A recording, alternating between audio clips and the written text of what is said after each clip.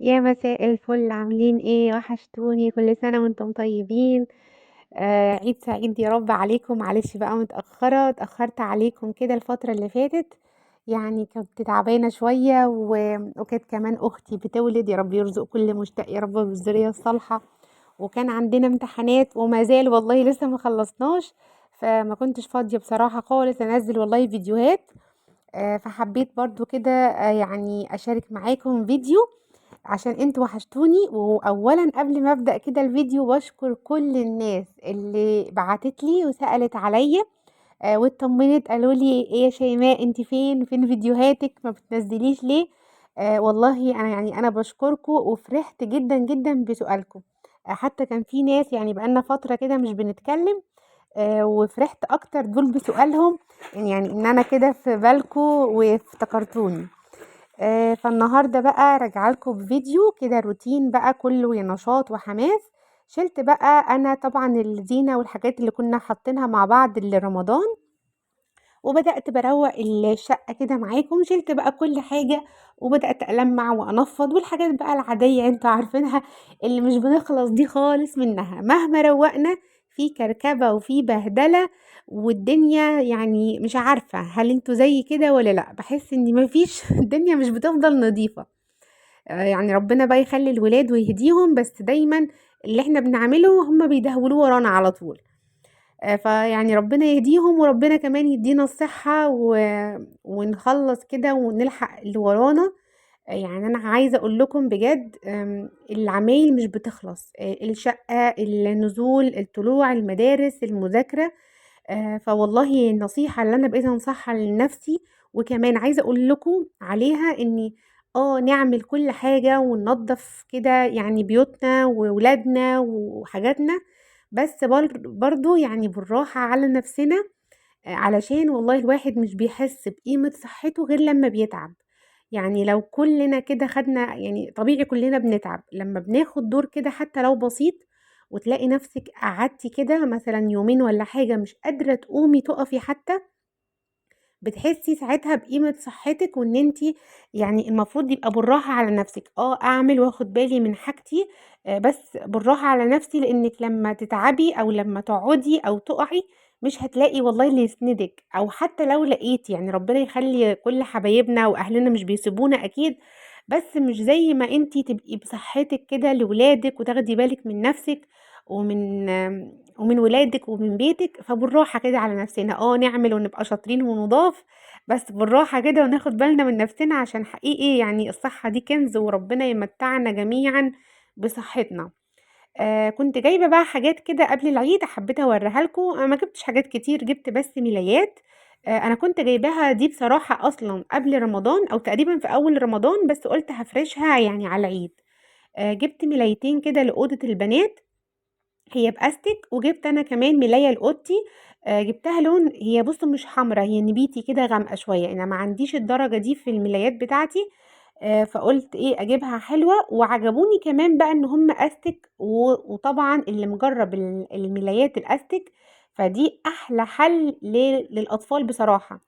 لان انتوا عارفين بقى طبعا فرق ليل ونهار في السراير وتنطيط ولعب، فالملاية مش بتثبت في حالها ابدا، ولا السرير دايما بيبقى منحكش كده. فالملايات الاستك دي بقى حقيقي اختراع. بتفضل طبعا يعني ماسكه نفسها كده وبتبقى حلوه. بتتبهدل حاجه بسيطه، بتبقى محتاجه عدل بسيط، لكن مش بتتلف كلها او بتتشال زي الملايات العاديه. فهي حلوه بصراحه. انا برضو حتى ليا لما جربت الملايه الاستك عندي في السرير ليا، برضو حسيتها ان هي جميله كده وعمليه وحلوة بصراحة، يعني أنا حبيتهم. كمان كانت خامتها حلوة قوي الملاية دي. وأسعارهم برضه على فكرة بتلاقوها رخيصة، نفس سعر الملايات العادية. وخدي بالِك بقى لو أنتِ عايزة تجيبي، هو في أنواع، يعني هتلاقي مثلًا، يعني ما تروحيش مرة واحدة كده على أول ملاية تشوفيها فتقولي مثلًا دي حلوة أو دي غالية، لأ، اسألي هتلاقي أنواع، كل نوع ليه سعر مختلف، كل خامة ليها سعر، فخليكِ في المعقول، الخامة اللي تبقى معقولة والسعر المعقول. وبس كانت حاجات بسيطة اللي عملتها صراحة يوم الوقفة. ده بقى كان أول يوم العيد، أول يوم العيد كنت أنا جايبة حبّة حاجات كده للبنات، باحب أفرّحهم في البيت. حتى أنا كنت منزّلة reel كده صغيّر وshorts هنا على اليوتيوب، عاملة لكم فيديو صغيّر إن هو إحنا هنصنع الذكريات، اصنعوا ذكريات ولادكم. يعني الحاجات دي عارفين بتتحفر كده جوّه الولاد، أكيد إحنا مهما كان اختلاف سِنِّنا وعمرنا، في حاجات بنبقى فاكرينها واحنا صغيرين مش ناسيينها ابدا، خاصة حاجات كده يعني ايه خاصة بالمدارس، حاجات كده خاصة بالاعياد. فالحاجات دي هتفضل محفورة في ولادكم، فرحتهم كده بالعيد، فرحتهم بالحاجات البسيطة اللي انتي بتجيبيها لهم او اللي انتوا بتعملوها في البيت، كل ده بيفرق معاهم وفرحتهم دي بتفضل معاهم يعني طول العمر. فحاولي إن أنتِ تبهجي كده ولادِك في أي مناسبة بقى، أي مش خاصةً العيد، حاولي تربطي كده يعني ذاكرتهم بمواقف حلوة يفتكروها لِك كده بعدين ويقعدوا يحكوا عنها طول العمر. فده كان اللي كنت بادّيهم الهدايا دي يوم الوقفة بالليل، يعني هي كل الحاجات دي يوم الوقفة، إني أنا أصلًا ما شِلتش تقريبًا اللي هي الشيلة الجامدة دي على العيد، لإن أنا كنت عاملة الشقة معاكم قبل رمضان، كنت بقى شايلة ستاير وسجاجيد وفرش وكل حاجة، فأنا يعتبر روّقت ترويقة عادية جدًا. شِلت بس الزينة ونفّضت كده ولمّعت، مسحت الأرض، اللي هي الترويقة العادية، لكن ما حبيتش بصراحة، يعني دايمًا باحس إني آخر أيام في رمضان ده المفروض ما نضيّعوش أصلًا في الحاجات دي، فاعملي حاجتِك بعد كده مثلًا تبقى في الأول، يعني تستغلّي بقى آخر طبعًا 10 أيام في رمضان. يوم الوقفة ده زي ما قُلت لِك كده اعملي بقى تبقي فاضية ورايقة، خلّصتِ شقتِك مش وراكِ حاجات كتير، يا دوبك بس إن أنتِ تاخدي مثلًا shower وتحمّي ولادِك وتبقوا قاعدين كده مبسوطين ومستنيين العيد، فبيبقى إحساس جميل وحاجات بسيطة بقى في الشقة زي ما قُلت لكم كده، مش الدعكة الجامدة أوي دي. كنت بقى عايزة أورّيكم، أنا كل مرّة أفتكر أقول لكم على مُعطِّر فريدة ده، مش فاكرة قُلت لكم عليه والّا لأ، بس بانسى، حقيقي جميل جدًا، اللي ما جرّبوش يجرّبه. أنا المرّة دي جِبت فُل، بس كل مرّة باغيّر، بس أحلى حاجة كده يعني جوايا كده باحبها، هي ريحة النضافة، خطير بقى. المُعطِّر ده بنستخدمه في كل حاجة، بُصّوا أنا باحطه في كل حاجة حرفيًا، يعني باحطه كده في بخاخ في مَيّة، باعطّر بيه، في الفواحة دي، باحط حاجات كده في الحمام، في الأرضية، في المسح، حتى يعني عايزة أقول لِك إنِّك ممكن تستخدميه في الغسالة كمان، في آخر دورة كده في الشطف بيدّي ريحة كده ونضافة حلوة جدًا للغسيل.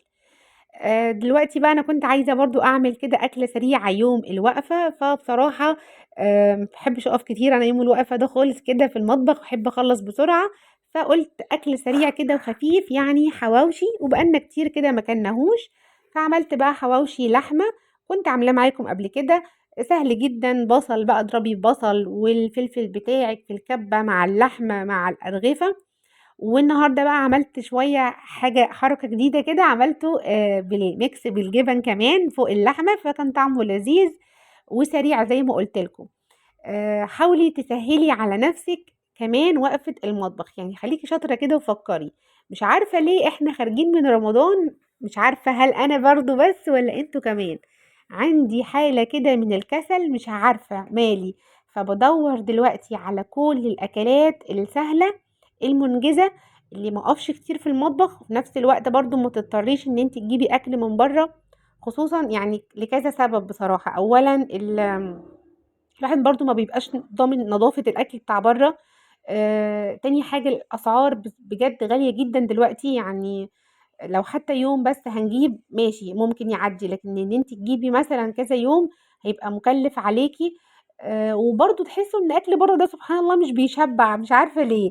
آآ البيت كده بيبقى فيه خير وبركة، وتحسّي الأكل كده فيه بركة كده وغير برّه خالص.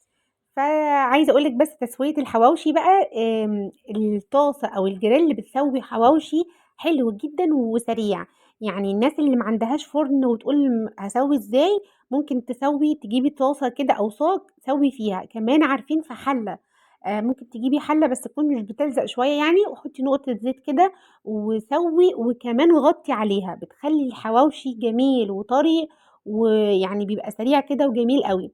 عايزاه بقى بريحة الفحم كده ممكن بقى تولعي فحماية في الآخر وتطفيها كده بنقطة من الزيت تخلي كأن الحواوشي ده انت شوياه على الفحم. فحابة بقى تعملي حواوشي فراخ أو حواوشي لحمة براحتك، وكمان أنا عملت معاكم الاتنين قبل كده. وبقى إيه، قُلت كده أعمل طماطماية وكذا ويعني فلفل كده يعني أشويهم كده مع الحواوشي بيبقى طعمه جميل، وحبّة سلطات، سلطة خضرا، سلطة طحينة، شوية بطاطس، أهي أكلة واليوم بيعدّي. وزي ما قُلت لكم إيه، عايزين ندوّر على حاجات كده سهلة وسريعة إن إحنا يعني ننجز وما نقفش كتير ومننا بنعمل الأكل. قولوا لي كده بقى حتّة بس إن أنتم طالعين من رمضان دي كسلانين والّا إيه؟ يعني طمنوني كده على نفسي يا جماعة عشان بصراحة أنا عندي حالة كده من الكسل، خصوصًا إن والله الواحد مش فاضي، يعني إحنا لسه بنمتحن وأسبوع مراجعات بقى وضغط، يعني ربنا يعيننا عايزين نخلّص بصراحة. حاسة إن كإني عندي السنة دي ثانوية عامة، تعبنا السنة كانت طويلة وكتير كده وحاجات غريبة. فخلّصت أهو الحواوشي وحطيته بقى، كان عندي تومية، حطيت شوية من التومية وسلطة طحينة، وكمان عملت الطماطم دي، والله ساعتها حتى ما عملتش بطاطس ولا حاجة، هو كده والحمد لله أوي على كده. خلّصنا بقى زي ما قُلت لكم بقى إيه، بتبقي مجهّزة بقى الترمس بتاعِك، السوداني، مش عارفة إيه، فطبعًا كانت ليلة عيد، وعيد سعيد عليكم يا رب. طبعًا رُحنا لحبايبنا ولقرايبنا وعيّدنا عليهم. فإحنا الحمد لله يا رب خرجنا. رُحنا مكان يعني العيد ده جديد، كنت أول مرّة أروحه، كل مرّة بنروح نفس المولات ونفس الأماكن اللي إحنا كنا بنروحها كل مرّة، بس المول ده أول مرّة أروحه، هو اسمه open air mall، ده بيبقى موجود في مدينتي. المكان جميل جدًا، جدًا، جدًا كمان، يعني حبيت حتى أورّيكم كده المكان، الناس اللي يعني ما تعرفش المول ده أو اللي ما راحتوش قبل كده، يعني رائع، رائع بجد.